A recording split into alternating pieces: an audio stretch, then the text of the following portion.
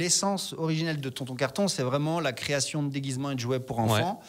J'avais vraiment cette volonté de travailler avec les enfants. Donc, c'est des déguisements c'est des puzzles 3D, tout simplement. Il y a des avions, il y a des fusées, etc. Donc, ça arrive en kit à la maison? Ça arrive en kit. On a un petit plan pour les construire. C'est du carton brut, recyclé. Les enfants le construisent et ensuite peuvent le personnaliser. Au Grand Bornand, il recycle le carton en objet de création. Yoann Chenet, alias Tonton Carton, est avec nous. Bonjour. Bonjour, merci de m'accueillir. Bienvenue dans nos studios. Alors, comment Yoann s'est transformé en Tonton Carton? Ça s'est passé comment? Ça s'est passé quand? En fait, ça a démarré à mon adolescence avec mon meilleur ami qui s'appelle Gaspard. On avait beaucoup de soirées déguisées et on n'avait pas envie d'acheter des déguisements fabriqués beaucoup trop loin de chez nous. On avait par contre du carton, de la peinture et 2-3 outils via mon père. Donc, en fait, on a commencé à créer des déguisements en carton. À l'époque, ça se faisait très peu. Le carton était très peu utilisé, mis à part les emballages. Et en fait, on a créé des structures qu'on portait directement et on a vu directement l'engouement qu'ont eu les gens via ces créations. Donc, je me suis dit qu'il y avait quelque chose à faire à cette époque-là, sauf que j'étais pas assez mature, assez, on va dire, aguerri pour monter une entreprise, et aussi mon père qui me poussait à faire des études, des belles études. Donc je me suis lancé dans ces belles études. Je suis biochimiste spécialisé en écologie à la base. Ah oui, ça n'a rien à voir avec, avec le carton et la création, ouais. Exactement, et j'ai fait 8 ans dans un cabinet de conseil à Saint-Étienne, jusqu'au jour où j'étais trop décalé par rapport à mes envies, à mes valeurs et à mes besoins. Il y a eu le mal de notre siècle, le petit burn-out, ensuite le confinement, et en fait, à partir du confinement, j'ai décidé de carrément changer de vie. Je crois que 80% de mes invités dans nos locaux ont changé de vie après le confinement, comme quoi il y a eu une partie de bon dans le Covid. Exactement. Pour certaines personnes. Alors, ça s'est professionnalisé donc à partir de 2021-2022, c'est ça à peu près? Exactement, fin 2021, début 2022. Ouais. Et ça a commencé donc avec des costumes? Exactement. Ça a commencé, l'essence originelle de Tonton Carton, c'est vraiment la création de déguisements et de jouets pour enfants. Ouais.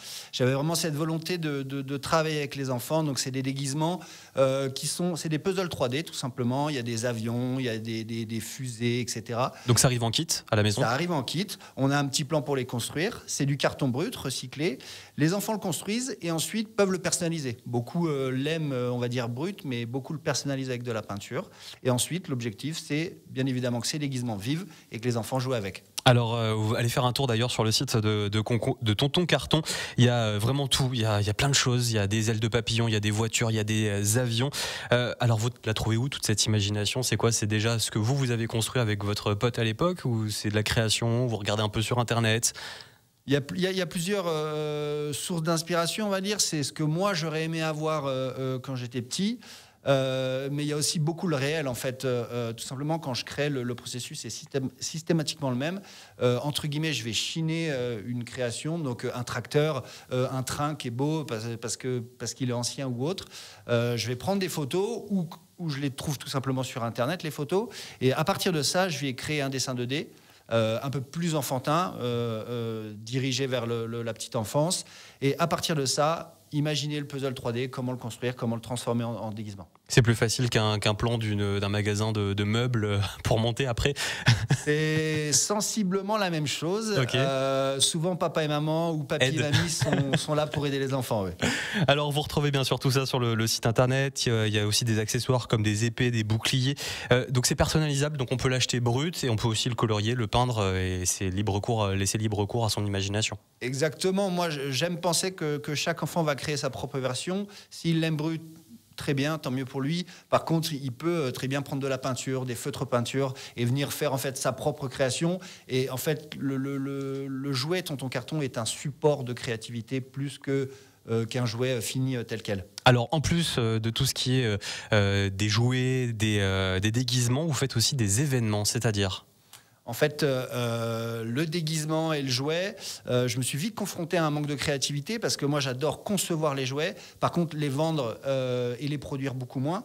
Donc, en fait, je me suis lancé dans la scénographie, dans le décor personnalisé, personnalisable, le tout en carton. Parce qu'en fait, chaque projet est différent, chaque client a des besoins différents. Et puis, il y a aussi un échange humain qui est très intéressant. Voilà. Donc on vous appelle, on vous donne un petit peu les détails de l'événement et vous proposez une création selon nous, nos attentes, nos envies, selon l'événement. D'ailleurs, on peut en voir, là, on voit des décos dans le studio, venez le voir sur radiomontblanc.fr, il y a une vache, il y a aussi une télécabine de Megève, c'est ça ? Exactement. Le processus, souvent les clients veulent de la personnalisation, donc ils arrivent avec une idée fixe que moi, entre guillemets, je vais absorber, mouliner et retransformer, recracher en carton. Mais la plupart de mes clients m'appellent surtout pour les idées avant tout. Okay. Donc en fait, ils m'expliquent leur objectif. Et moi, leur objectif de décor, par exemple, est-ce que c'est une scène, de faire des petits cadeaux pour les invités, etc. Et moi, à partir de ça, je vais imaginer une scénographie globale de leur événement, de leur lieu, de leur salon, peu importe. Ça vous prend combien de temps à peu près à imaginer, à créer ?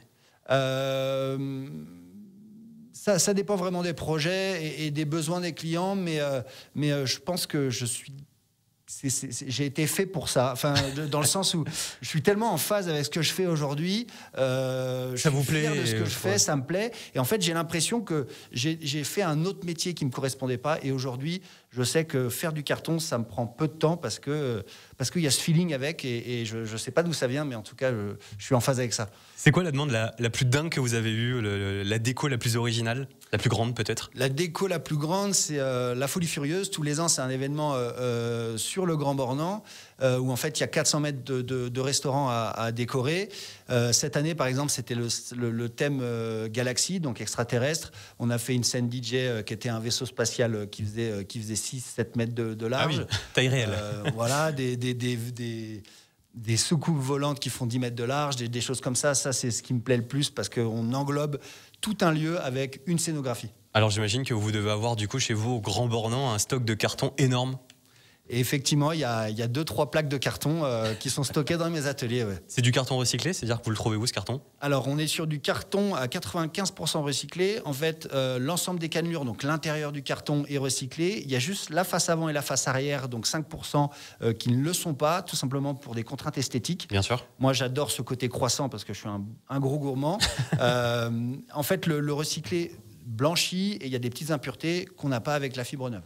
Donc on est sur du carton qui est recyclable et qui est produit à moins de 100 km de mes ateliers à Oyonnax, qui reste un des derniers bastions du papier en France. Alors il y a, j'imagine, un petit peu de colle quand même dedans, mais il y a principalement de l'assemblage, de l'imbrication entre toutes les planches de carton.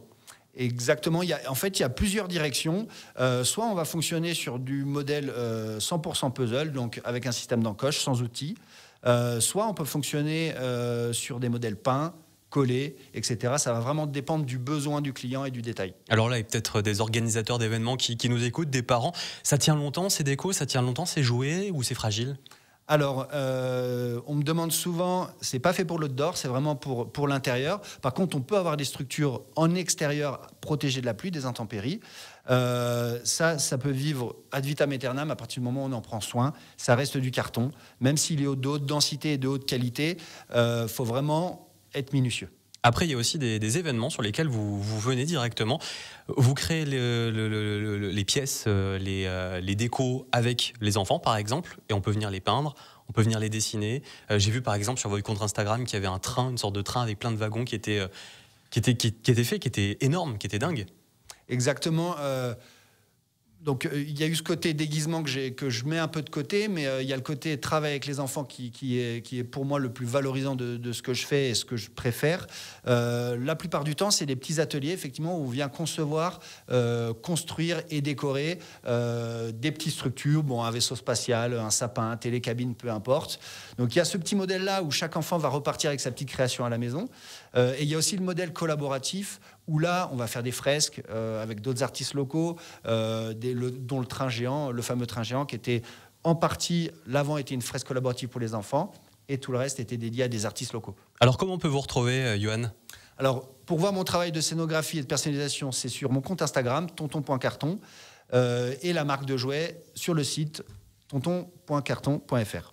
Eh bien, tous les rendez-vous sont pris, toutes les adresses sont notées. Johan Chenet, merci beaucoup d'être venu du Grand Bornand. Vous êtes des locaux, un local dans notre local avec ce carton. En plus, ça colle aux valeurs de Radio Mont Blanc. Merci beaucoup d'être venu. Merci à vous.